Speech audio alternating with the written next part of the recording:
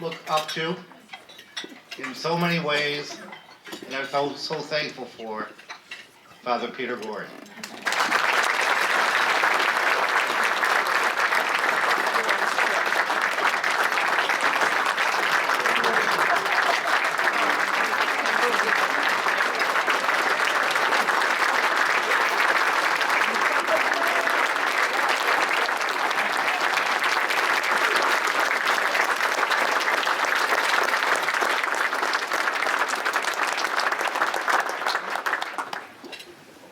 Thank you. Thank you, Jim. Thank you, Brother Grand Knight Fox. Thank you to everybody for being here. I joked with somebody a few minutes ago when they commented on how many people were here, and I said, well, probably at least half of them would have been here anyway for the winter warm-up, so, you know, cut it down to size. But I am very sincerely humbled by the expression of appreciation that this does represent, and I also know full well that I wouldn't be anywhere where I have been or am now if it weren't for my family first of all, but also my Augustinian family. Whether it's the education I have or the opportunities I've had to serve God and God's people and the community at large have always been through the good graces of the Augustinian community that I first discovered 100 years ago, as Jim said, at the high school I went to, Austin Prep in Reading, here in Massachusetts. And Jim also made reference that I've been a lot of places, and I don't know that that's really all that true. Since they lost my personnel record down at Villanova, I've been here in the Merrimack Valley, I think, for 28 years. But in that time, which seems like a big number when I say it out loud, but in a lot of ways it's gone by very, very quickly.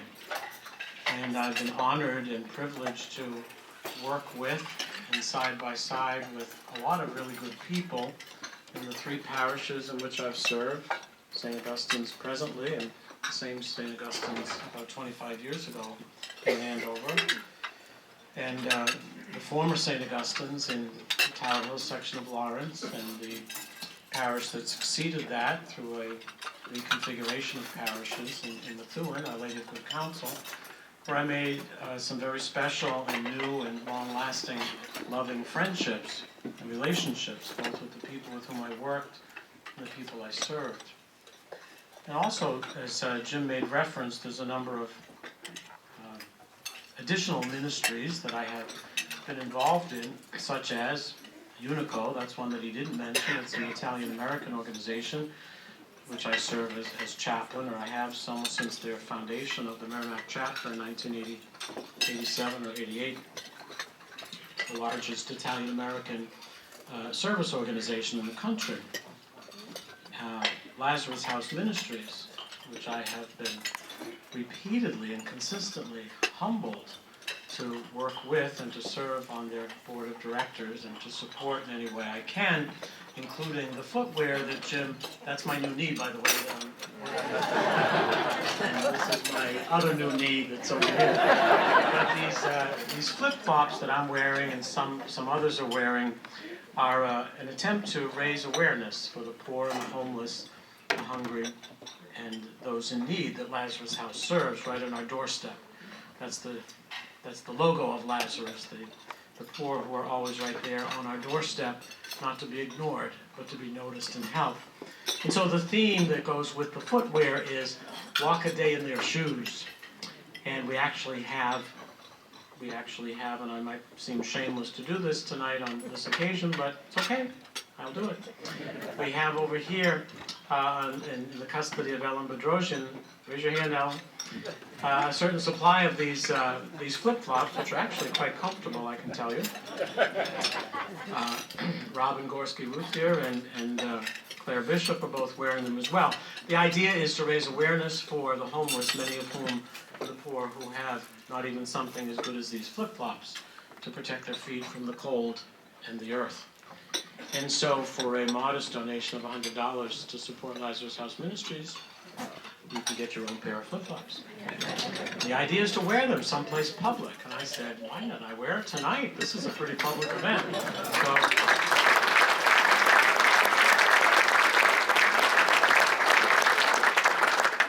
So I persuaded Claire and Robin to do the same, and that's about as far as it went. But anyway, in addition to Lazarus House Ministries, and Jim mentioned Holy Family Hospital, I think I've been a trustee or a director there for, I'm not sure how many years. I think it's 18, but I'm not sure. And have met some of the most marvelous, self-sacrificing, energetic, dedicated people who care really very, very much about what they do, how they do it, and why they do it. And the person who persuaded me to take on this particular role of service is no longer with us on this earth, Judge John Fenton, but I very frequently hear him or feel him tapping me on the shoulder and saying, "Speak up!" or "Shut up!" or one or the other, but he was a really conscience-driven kind of man, and I'm sure many people here know it. And I am extremely humbled and honored to have served with him in that particular capacity in Catholic healthcare. And that led to 2 other commitments in Catholic healthcare, which continues to be an area of interest and devotion and dedication for me. One of which is Mary Immaculate Healthcare Services, which is part of the Covenant Health System. And the other one is Duville Life and Wellness Community in Lowell. Both very similar in their mission and identity, especially for caring for the elderly, and but not only the elderly, but their families and so forth. And so I don't want to go on and on about that sort of stuff, but when I was being interviewed for that article that some of you saw in the Eagle Tribune and the End of a Townsman, I was being interviewed by 3 of the Knights of Columbus, all 3 of whom are here. And you know, it's kind of an odd experience to be interviewed by 3 people. It feels a little bit like a press conference. I've been interviewed by 1 person before at a time, but when 3 people are sitting there with you, it's like you just think you're almost finished with a particular point. The other one starts, and the other one starts. And it's like, whoa, I have a whole new appreciation for people who have to stand in front of press conferences like that. It wasn't quite that pressured, but it was a little bit like that. So whatever was said in that article, I only take part responsibility for. But towards the end of the interview, something happened that I have had a hard time letting go of since then, because the last question, and I think it was Paul Dollard who asked the question, he said, "Well, right, after all this and blah, blah, blah, blah, blah, what are you most proud of?" And I choked. I really didn't know what to say. I was quiet, and what are you most proud of all these experiences as a priest and as an Augustinian, and especially here in the Merrimack Valley? And I don't even remember exactly what I said. And then quite a few times later, it occurred to me, why was I so uncomfortable about that question? What was irking me about that? And I remembered way back when I was doing my doctoral studies in Rome, and one Augustinian friar in the community at the time was a very formidable, internationally renowned St. Augustine scholar, former superior general of our order. And he was always very nice to me. His name was Father Augustine of Trappé. But you couldn't even be anywhere near him without realizing you're in the presence of somebody who's intellectually great and very, somewhat intimidating, even though he never tried to be. Well, one time in my fledgling Italian, I was there not that long, it fell to me to be the main celebrant of the community mass, and I gave a homily, and I referred to St. Augustine and the spirit of gratitude. And I didn't think it was anything special, but afterwards Father Trappé came charging across the room towards me. Oh, what did I do? What did I say? I have no idea what's going to happen. And he grabbed me in both hands and he said, that was, in Italian, he said, that was so good, that was so essentially St. Augustine. Grazie, Padre. That's all I could say. Thank you, Father. And I was so impressed. And it was when I remembered that experience that I realized why Paul's question sort of made me feel uncomfortable. Because as an Augustinian, I'm really not expected to be proud of anything. Happy about things, yes, but proud, that was the word that kind of stuck and made me feel uncomfortable. And so all of these kind of things, all of these experiences for which I've heard, as you have heard Jim, list a number of them and probably,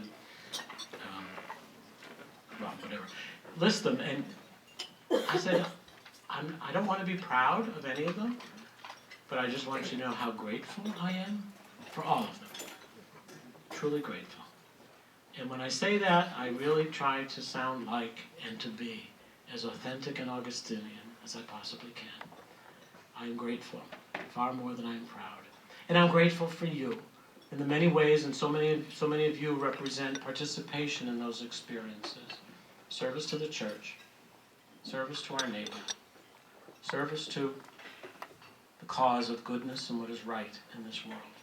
Because when we do that, and we do that together, we're doing the most important thing we can, and following the footsteps of the most important person we can, namely Jesus Christ. So thank you very, very much, and God bless you all.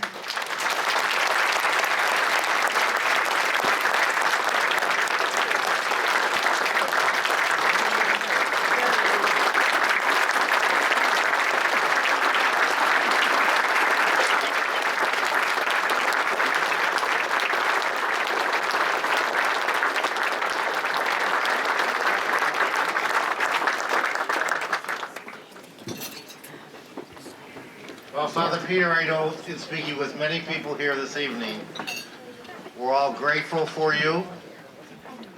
We're all proud of you. And certainly we all love you. Thank you for being our honoree this year.